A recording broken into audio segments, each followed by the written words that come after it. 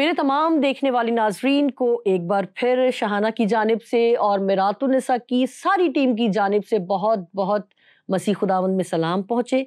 और वैसे ही हम उम्मीद रखते हैं, जिस तरह हमेशा से रखते आए हैं, कि आप सब लोग बिल्कुल ठीक होंगे, महफूज होंगे, सेहतमंद होंगे, तंदुरुस्त होंगे और खुदावंद में शादमान होंगे। एक बार फिर से अपनी ज़बरदस्त सी नई स्पीकर को वेलकम करते हैं, सिस्टर सायरा को। सिस्टर, उम्मीद है आप बिल्कुल ठीक होंगी, खैरियत से होंगी। जी, खुदावंद का शुक्र है, बिल्कुल ठीक।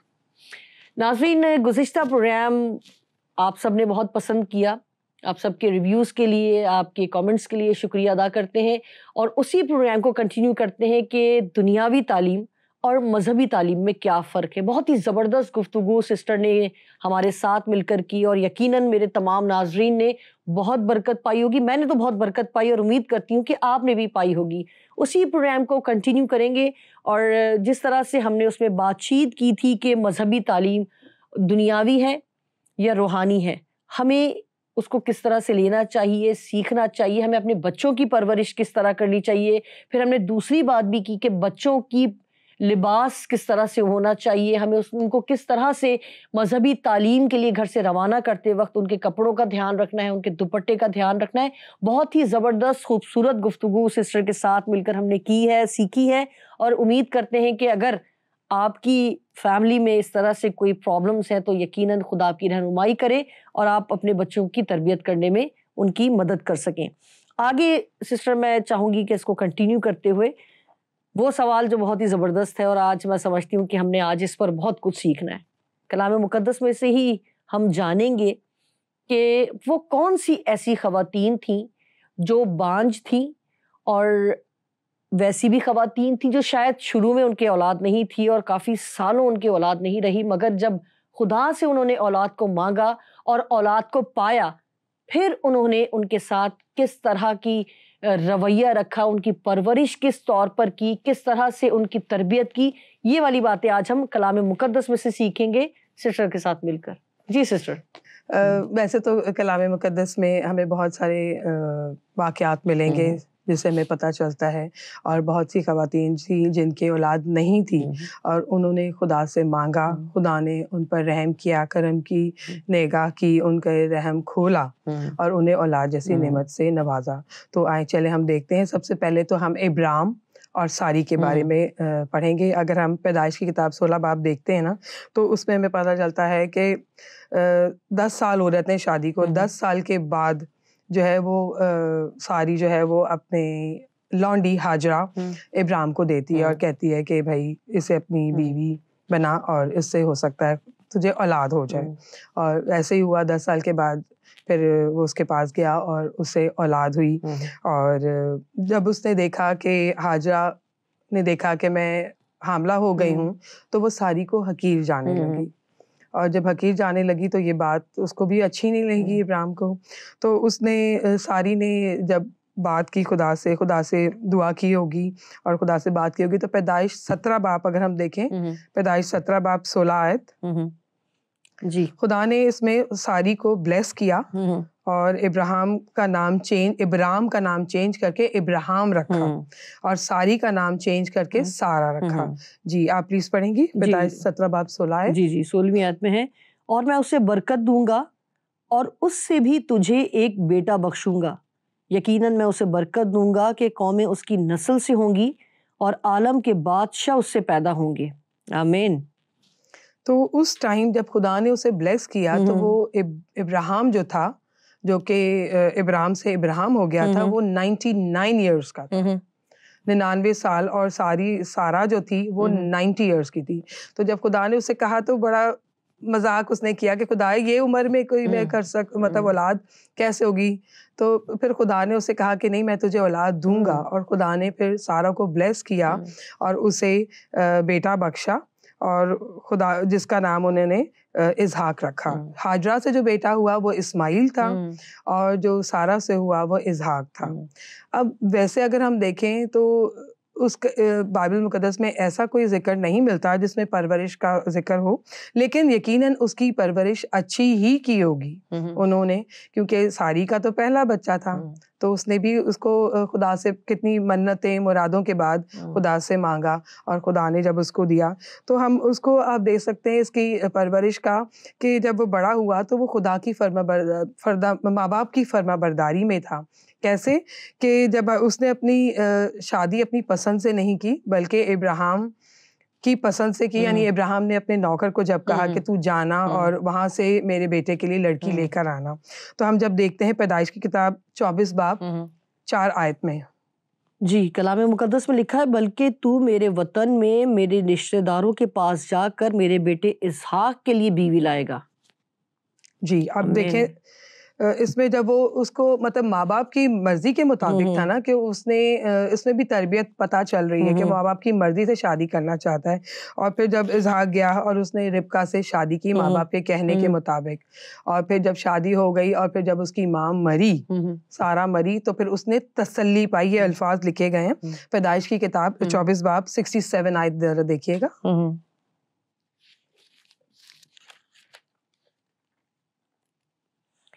और इसहाक रिबका को अपनी माँ सारा के डेरे में ले गया, तब उसने रिबका से ब्याह कर लिया और उससे मोहब्बत की, और इसहाक ने अपनी माँ के मरने के बाद तसल्ली पाई।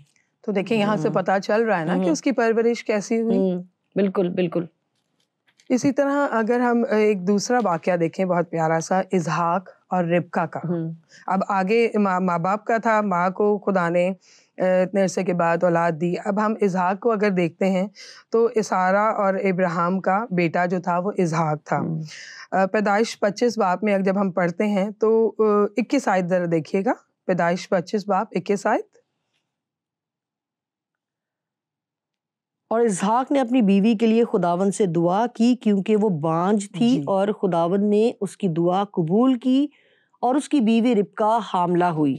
आमीन। और आप यहाँ देखेंगे हम पहली दफा देखते हैं कि ट्विंस का जिक्र आता है, तो खुदा ने उसे 2 बेटे दिए, 2 जुड़वा बेटे दिए, ईसू और याकूब, जिनका नाम उन्होंने बाद में रखा।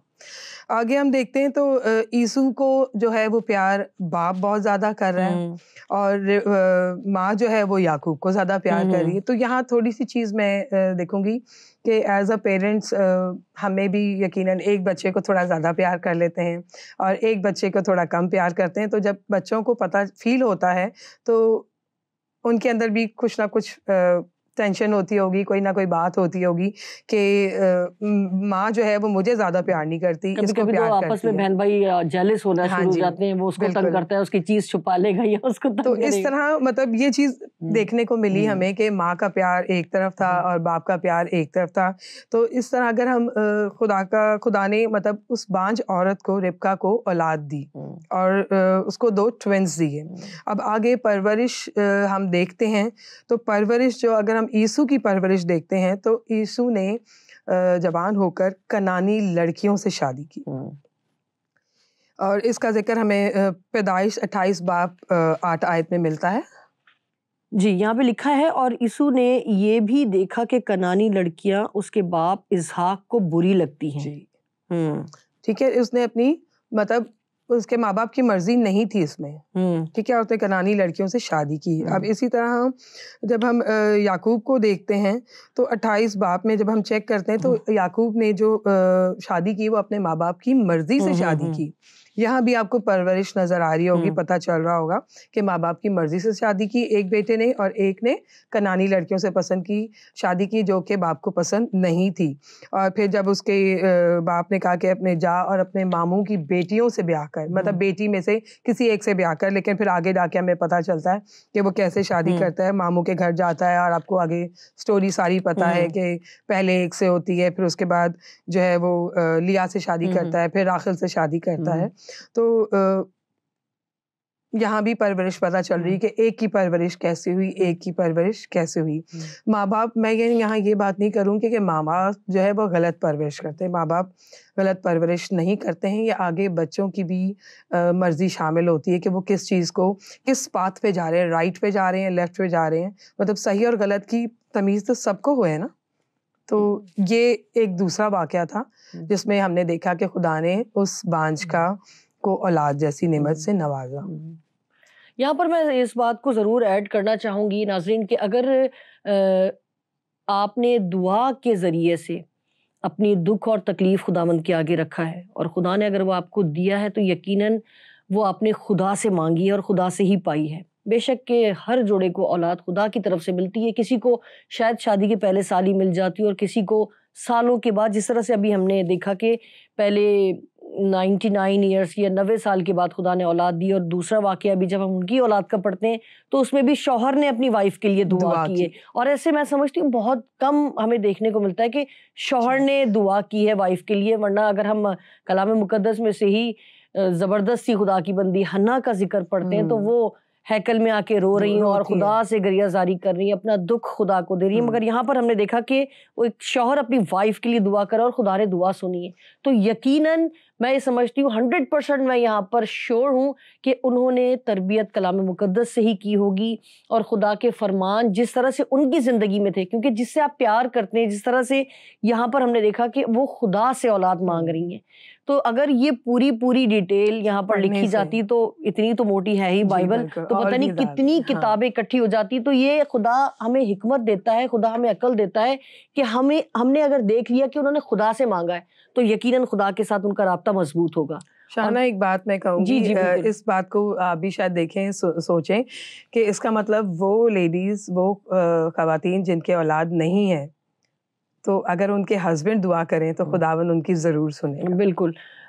मगर मैं यहाँ पर ये भी कहूँगी कि बहुत सारे घराने जो है वो सिर्फ ताने मारने पे ही लगे होते हैं कि तुम्हें औलाद नहीं है। हालांकि अगर हम देखें मेडिकली तौर पर देखें तो औलाद का जो ताल्लुक है वो मर्द से है, और अक्सर बड़ी बूढ़ी जो माएँ थी, हम ये सुनते हैं कि रिस्क जो है वो औरत से आता है और औलाद जो है वो मर्द से आती है। मगर यहाँ पर दुनियावी तौर पर अगर देखें तो बिल्कुल ही अपोजिट है, सारी बातें ही मिक्सअप हैं। औलाद भी नहीं है तो औरत का कसूर है, और शौहर की शायद जॉब पहले थी, शादी के बाद चली गई है, और शायद पहले हालात अच्छे थे बाद में बिगड़ गए, तो ये इसके कदम अच्छे नहीं है, ये हमारे लिए खुशबख्ती का निशान बन के नहीं आई।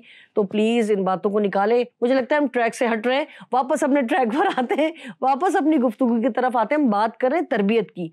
अगर हम ये सोचकर कलाम मुकद्दस को पढ़ना शुरू करें, इसमें तरबियत का तो जिक्र नहीं है, तो हमें अपनी सोच को दुरुस्त करने की जरूरत है। अगर आपने सिर्फ यही जुमला पढ़ लिया ना कि उसने अपनी बीवी के लिए दुआ की है, तो इसका मतलब खुदा उसकी जिंदगी में काम कर रहा है, और उसकी माँ की तरबियत थी कि उसके बेटे ने उस वक्त अपनी बीवी के लिए खुदा से दुआ की, डॉक्टरों के पास नहीं भागा, शायद हकीमों के पास नहीं भागा। मगर यहाँ पर मैं आपको मना नहीं कर रही कि आप डॉक्टर्स के पास नहीं जाएं, बिल्कुल जाएं, मगर उससे पहले खुदा के पास जाएं जो डॉक्टरों का डॉक्टर है और हकीमों का हकीम है। जी सिस्टर, और आगे अगर आप कोई रेफरेंस बताना चाहें। एक और वाकया, हम तीसरा वाकया देखते हैं, अब इसी को कंटिन्यू करेंगे। बिल्कुल। कि हमने देखा कि सारा और इब्राहिम की औलाद नहीं हुई थी, तो उनकी औलाद हुई इसहाक से। फिर इसहाक ने अपनी बीवी रिबका के लिए दुआ की, और फिर उसकी औलाद हुई याकूब, ठीक है, और यीशु हुए। अब आगे हम देखते हैं बाइबल मुकद्दस में, तो याकूब की 2 बीवियां थी, ठीक है। उसने मामू के घर जो शादी की, पहले लिया थी, फिर राखिल थी, क्योंकि याकूब को राखिल ही पसंद थी, क्योंकि वो बहुत खूबसूरत थी और उसका वो शुरू से ही उसको बहुत पसंद करता था। तो जब लिया के साथ शादी हुई तो लिया से बच्चे हुए, ठीक है। फिर उसके बाद राखिल से शादी हुई तो उसने अपनी एक दोनों के पास, बाप ने दोनों को एक लौंडी दी थी, यानी एक लिया के पास भी लौंडी थी और एक लौंडी राखिल के पास भी थी। अब जब उससे लिया के बच्चे हो गए, उसकी लौंडी से भी हो गए, तो फिर राखिल ने अपनी लौंडी उसको दी कि इससे भी औलाद होगी। औलाद होने के बाद जब खुदा ने उसने बहुत दुआ के बाद जो है राखिल से को खुदा ने औलाद जैसी नेमत बख्शी और यूसुफ पैदा हुआ। हम पैदाइश की किताब 20 बाब पढ़ेंगे, 30 बाब 22, 23 और 24 आयत अगर हम देखें तो हमें पता चलेगा। 30 की 22, 23, 24 जी। ये कलाम मुकद्दस में लिखा है, खुदा ने राखिल को याद किया और खुदा ने उसकी सुनकर उसके रहम को खोला और वो हामला हुई और उसके बेटा हुआ। तब उसने कहा कि खुदा ने मुझसे रुसवाई दूर की, और उसने उसका नाम यूसुफ ये कहकर रखा कि खुदावन मुझको एक और बेटा बख्शे। और खुदा ने उसको फिर एक और बेटा बख्शा जो कि बिन्यामीन था। और बिन्यामीन के क्योंकि वो रास्ते में ही थी जब वो पैदा हुआ, और उसके पैदा होने के बाद ही फौरन वो उसकी डेथ हो गई है। तो यहाँ क्योंकि यूसुफ बहुत ही छोटा था, तो राखिल तो मर गई थी, तो उसकी तरबियत जो थी वो उसके बाप ने की थी, याकूब ने की थी। और आपने देखा कि इसके याकूब के 12 बेटे थे, तो 12 बेटों की परवरिश, ज़्यादा बच्चे थे तो पता नहीं परवरिश में क्या हुआ होगा क्या नहीं हुआ होगा। तो हमने यहाँ थोड़ा सा हम इस तरह देखते हैं कि यूसुफ क्योंकि बहुत अच्छा था, खूबसूरत था, और जब जवान हुआ तो भाइयों में थोड़ी सी हसद आ गई, क्योंकि वो छोटा था तो हाँ लाडला था, लाडला, बाप उससे बहुत प्यार करता था। तो उस लिहाज से जो है कि वो आपने देखा होगा कि जब ये लोग जाते हैं तो बाकी भाई जो हैं वो उसको बेच देते हैं, उसको गड्ढे में डाल देते हैं। गड्ढे में डालने के बाद जो है वो उसको मिस्रियों के हाथ बेच देते हैं। और फिर वो सारा सिनेरियो आप सबको पता है कि किस तरह वो मिस्र में गया और वहाँ हुक्मरान हुआ। और उसके बाद उसी ने अपने वही परवरिश थी जो उसने अपने भाइयों को देख कर पहचान गया और उसके दिल में रहम आया, और मतलब उसने अपने बाप से मिलने की ख्वाहिश की।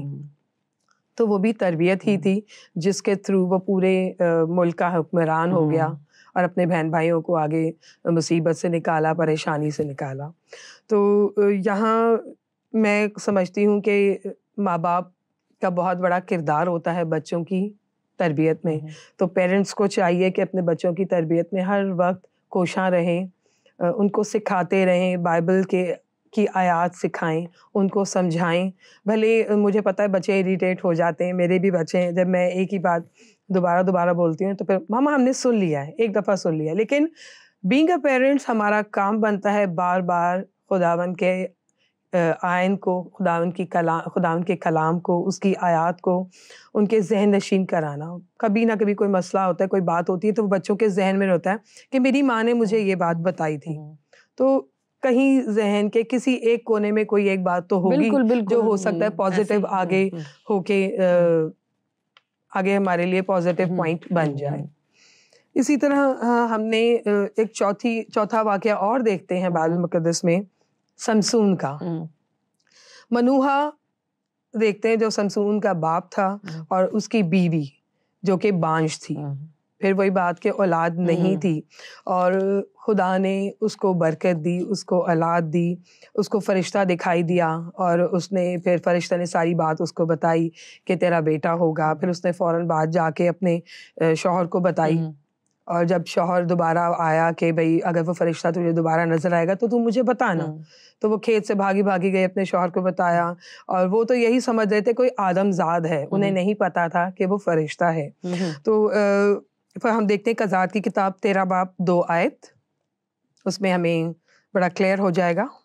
जी, कलाम मुकद्दस में 13वें बाब की 2 आयत जी। और दानियों के घराने में सुरा का एक शख्स था जिसका नाम मनूहा था, उसकी बीवी बांझ थी, सो उसकी कोई बच्चा ना हुआ। और खुदावन के फरिश्ता ने उस औरत को दिखाई देकर उससे कहा, देख तू बांझ है और तेरा बच्चा नहीं होता, पर तू हामला होगी और तेरे बेटा होगा।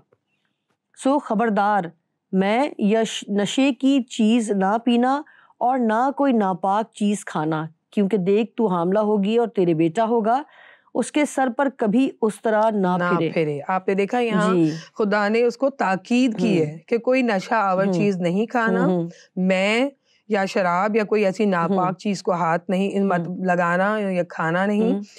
और उसके बाल यानी उसके बाल बड़े होंगे और उसके सर पे उस तरह नहीं फिरना चाहिए। तो ये सारी बात, उसकी जो ताकत थी वो उसके बालों में थी। और जैसे हम बच्चों को स्टोरी दिखाते हैं, इतनी अच्छी एनिमेटेड वीडियोस हैं, पेरेंट्स आपको चाहिए कि इसी तरह छोटी वीडियोस हैं, वो बहुत ज़्यादा बड़ी होती, 20 मिनट 25 मिनट की, और एनिमेटेड होती हैं तो बच्चे बहुत शौक से देखते हैं। तो वो आप लर्निंग जितनी करवाएंगे ना, रीडिंग करवाएंगे, उससे बेहतर है कि बच्चे जो चीज़ देखते हैं वो बहुत ज़्यादा अफेक्टेड होती है। मैं आपको ये नहीं कहूँगी 100%, बट 70 to 80% उनके जहन नशीन हो जाती हैं। और अगर आप उनसे पूछे ना तो वो आपको साथ साथ बताएंगे कि अब ये होगा। बहुत सारे बच्चे ना उस कैरेक्टर को अपना भी लेते हैं, अपनी लाइफ में वैसे ही एटीट्यूड करते हैं, क्योंकि कुछ कैरेक्टर्स, अब कार्टून अगर आप देख लें तो अक्सर बच्चे कहते हैं मैंने अगर किसी भी कार्टून का नाम ले लें, फॉर एग्जांपल छोटा भीम ले लें आप, या कोई डोरेमोन ले लें, क्योंकि उनके अंदर वो एक एक्स्ट्रा पावर दिखाते हैं, बहुत ज्यादा क्वालिटीज है, बच्चा कहता है काश मेरे साथ भी क्वालिटी हो। तो इस तरह की चीजें अगर आप दिखाते हैं, मैं आप ही की बात को एग्री करती हूँ कि अगर हम इस तरह की चीजें दिखाते हैं और वो भी कलाम मुकद्दस से ही ली गई हैं, तो वो यकीनन आपके बच्चों की और आपका पॉजिटिव वे में आप ले रहे हैं कि ये बच्चे हमारे देखें और सीखें, तो यकीनन खुदा भी उनकी मदद करेंगे और उनको उस तरह से बनने में मदद मिलेगी। हमारे कुछ चैनल्स हैं जो क्रिश्चियन चैनल्स हैं, उन्होंने उन पे मैंने बहुत अच्छी अच्छी वीडियोस देखी हैं। तो वो ये कि बच्चे देखने से बहुत ज्यादा इफेक्ट पड़ता है, बच्चे कुछ ना कुछ तो सीखेंगे ही ना। बिल्कुल कुछ ना अगर आप उन्हें स्पाइडरमैन के बदले आप उन्हें बताएं आज मैं एक और आपको स्टोरी सुनाती हूँ और वो देखो ये भी सुपर मैन था, तो ही वॉज अ सुपरमैन, उसकी सारी ताकत जो थी उसकी बालों में, उसके बालों में थी। तो अगर ये बच्चे देखेंगे तो उनको ज़रूर याद रहेगा। इसी तरह आपने देखे मैंने देखा है कि खुदा जो बच्चे खुदा ने दिए, ये इंसान की परवरिश से पहले खुदा की नज़र इन पे थी। कुछ जो थे वो खुदा के नज़ीर थे, खुदा ने बचपन ही से उन्हें चुन लिया था। आप सैमसन को देखें आप, तो इसको भी खुदा ने बचपन से ही चुन लिया और खुदा ने उसे बरकत दी और खुदा का रूह उसके साथ था। बाइबल में ये लिखा है कि खुदा का रूह उसके साथ था। क़ज़ात की किताब 13 बाब 25 आयत शाहाना पढ़िएगा प्लीज। और खुदावंद की रूह उसे महनेदान में जो सुरा और इस्ताल के दरमियान है तहरीक देने लगी। जी आमीन। तो खुदा की रूह थी उनके साथ। तो परवरिश कौन कर रहा था? खुदा। ठीक है। और अगले बाब हम पढ़ते हैं तो उसमें जिक्र आता है कि फलिस्तियों के साथ लड़ाई कर रहा है, जंगे लड़ रहा है, खुदा उसको कामयाब करता जा रहा है। तो यही परवरिश थी उसकी। तो हम जब देखेंगे तो हमें ये पता चलता है कि सामसून भी है जो एक बड़ा अच्छा करेक्टर है। तो हमें चाहिए कि संडे स्कूल में तो मैंने देखा है टीचर्स जो है वो ज़रूर सिखाती हैं, तो साथ में अगर हम वीडियोस भी दिखा दें बच्चों को, छोटे छोटे क्लिप्स, तो बड़ा अच्छा हो जाता है। और अगर हम पिक्चर्स के सिर्फ आप सिखाने के बजाय, खाली स्टोरी सुनाने के बजाय अगर उनको पिक्चर्स के साथ दिखाएं, अब तो इतने अच्छे अच्छे मटेरियल एड्स आ गए हैं, स्केच वगैरह होता है, उसमें कलरिंग भी करवा रहे होते हैं, आप उनको बोल भी रहे होते हैं। मैंने अभी हमने अपने चर्च के लिए बुलेटिन एक बोर्ड लिया है फलालैन का, उसमें कैरेक्टर्स बहुत सारे थे, कट करके यूज किया, तो उसमें हर चीज है, तो बहुत अच्छी है। संडे स्कूल के लिए चीजें ऐसी बहुत सारी हैं जो बच्चों को, क्योंकि देखिए वही बात मैंने कहा, ओरली करने से कोई फायदा नहीं होता जब तक आप उनको दिखाएं ना। जब तक आप दिखाएंगे तो वो ज्यादा उनके जहन में रहेगा। बिल्कुल। अगर हम आगे एक और देखते हैं, नया वाकया एक और चेक करते हैं, सामुएल नबी का। वो भी बहुत ऐसा कैरेक्टर है जिसको मोस्टली लोगों को सामुएल के बारे में पता है। ठीक है। तो सामुएल का जो बाप था वो अल्काना था और माँ जो थी हन्ना। बहुत ज्यादा कॉमन कैरेक्टर, बहुत लोगों को पता है, जो अभी आपने थोड़ी देर पहले भी बोला। तो इस अल्काना की 2 बीवियां थी, हन्ना और फनीना। हन्ना जो थी वो बे औलाद थी और फनीना जो थी वो औलाद वाली थी। मैं चाहूंगी आप उसको देखें, 1 शमूएल 1 बाब 4 से 8 आयत। वहां हमें पता चलेगा कि हन्ना दुआ कर रही थी और रोती थी। जी, 4 आयत से 8वीं आयत तक। जी। और जिस दिन अल्काना ज़बीहा गुजरान था, वो अपनी बीवी फनीना को और उसके सब बेटे बेटियों को हिस्से देता था, पर हन्ना को दूना हिस्सा दिया करता था, इसलिए कि वो हन्ना को चाहता था, लेकिन खुदावंद ने उसका रहम बंद कर रखा था और उसकी सौत उसे कुढ़ाने के लिए बेतरह छेड़ती थी, क्योंकि खुदावंद ने उसका रहम बंद कर रखा था। और चूंकि वो साल बसाल ऐसा ही करता था जब वो खुदावंद के घर जाती, इसलिए फनीना उसे छेड़ती थी, चुनाचा वो रोती और खाना ना खाती थी। सो उसके खाविंद अल्काना ने उससे कहा, ए हन्ना, तू क्यों रोती है और क्यों नहीं खाती, और तेरा दिल क्यों आज़ुर्दा है? क्या मैं तेरे लिए 10 बेटों से बढ़कर नहीं? आमीन। तो मतलब यहाँ शौहर का प्यार देखें कि वो अपनी बीवी से प्यार करता है, और मतलब वो रोती होगी जैसे एक नॉर्मल हम देखते हैं। खुदावन का शुक्र करते हैं कि खुदा ने हमें औलाद जैसी नेमत से नवाजा। जिनके पास औलाद नहीं है ना, वो इस दुख को जानते हैं कि क्यों नहीं है। भले बेटा हो बेटी हो, लेकिन औलाद खुदावन की मिरास है। तो इस बात में मैं जब देखती हूँ तो फिर जब सामुएल पैदा होता है, खुदा उसका रहम खोलता है और उसको सामुएल जैसी औलाद देता है। तो उसने अपने अपनी बेटे की तरबियत कब तक की होगी?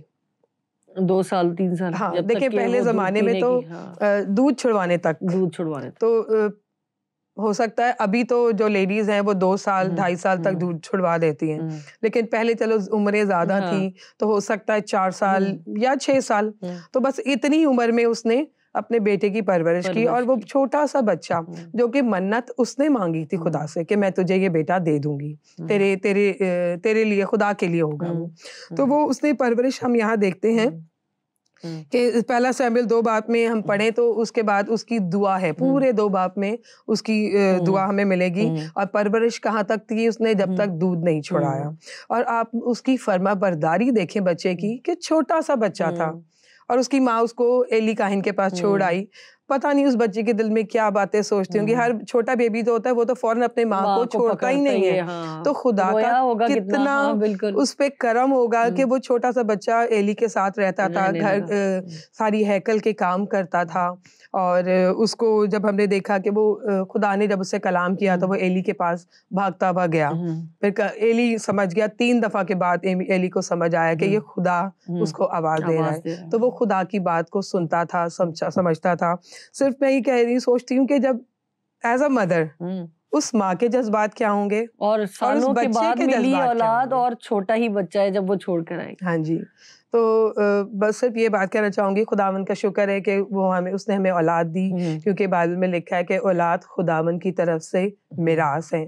तो आपको मिरास मिली है, उस मिरास का शुक्र अदा करें, उस मिरास के लिए आगे काम करें। सोचें कि उस खुदा ने हमें बगैर किसी टेंशन के, कि हमें औलाद नहीं होती तो हमें पता चलता वो टेंशन क्या है।